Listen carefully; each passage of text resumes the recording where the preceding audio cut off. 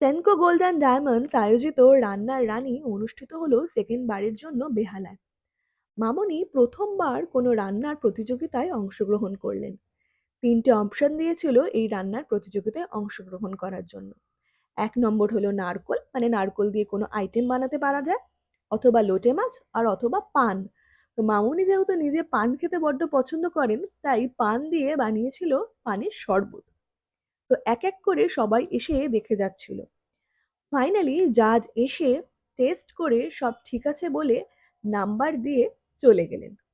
মোট ১০০ জন অংশগ্রহণ করেছিলেন এই প্রতিযোগিতায়। ফাইনালি সন্ধে হলো, ফাইনালি ফলাফল ঘোষণা হলো।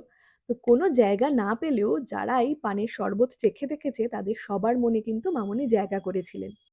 অংশগ্রহণ করার জন্য মামুনিকে দিয়েছিলেন সার্টিফিকেট আর মেমেন্টো। তো চলো টাটা, দেখা হচ্ছে একটা নেক্সট মিনি ব্লগে।